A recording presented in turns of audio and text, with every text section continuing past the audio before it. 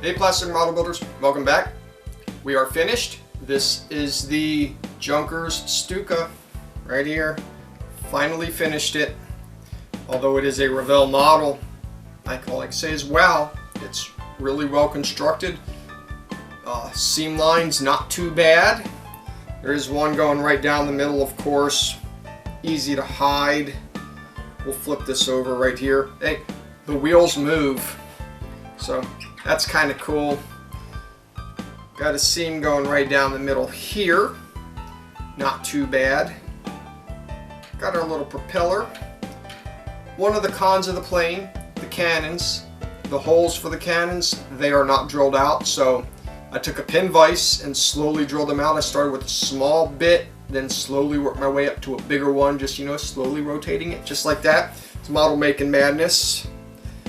The cockpit went together fairly easy. It's basically a control stick and a seat, you know, just, I mean, bare metal. That's all it was back then.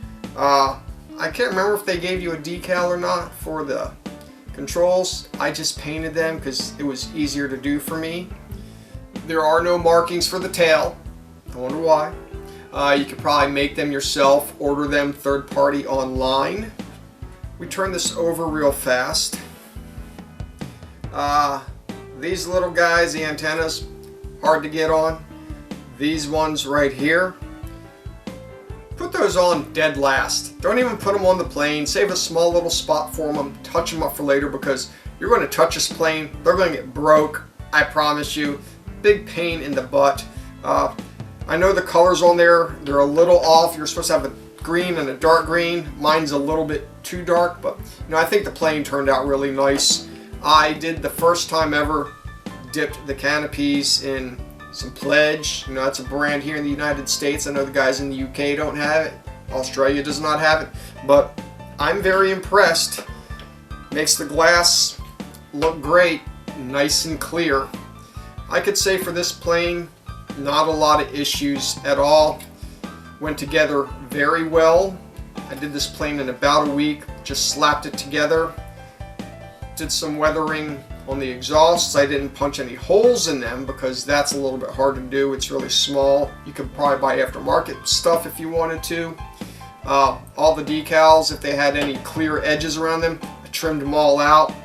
I know a lot of people don't do that, but I don't know, there's something about that that leaves a really good clean look. I didn't put my pilots in this plane. I just wanted it to be as is because I'm sick of doing pilots. Every plane has a pilot. You're going to spend 10,000 years doing a pilot. So, no pilots for it. Just the plane. This right here, not really glued on, in case you just want to slide it forward like that. Next time, probably going to run some stuff for that. And then this is the little gun right there, little gun metal. Did light weathering on this, just basically brushed a coat of black dirt all over it, even on the front right here. Did not put any exhaust marks, just the way I did it. But that's about it. I mean, oops. Model making madness for this plane. Made it look pretty for sure. One of my better planes. I'm glad I get to keep this one for myself. No one else is getting it. It's my first one that I've done of this one, and I really like it. I'm going to do some more. Who knows how I'll do it, but I will. Put this little guy right back on here. Slide it back so you can see inside the cockpit. Which, one more thing, when you look at the cockpit of this, you can't really see in too hard. You kind of got to take off your glasses for older people like me. Hold this plane at weird angles just to look in the back, and you know how that stuff goes. Hard to see. It's not hard to see through the glass, but through the glass, you know, not everything looks as is, so you don't have to do too much detail on it. Everything inside I just left gray. I didn't bother doing that. I just felt like getting the plane done and sticking it in a cabinet, and that's what I did. So here it is. I hope you like it. Thanks for watching. My next video series is the B25J Mitchell. John T. Joe, Revell model 148 scale, so check it out. Subscribe, comment, and like. Until next time, see ya.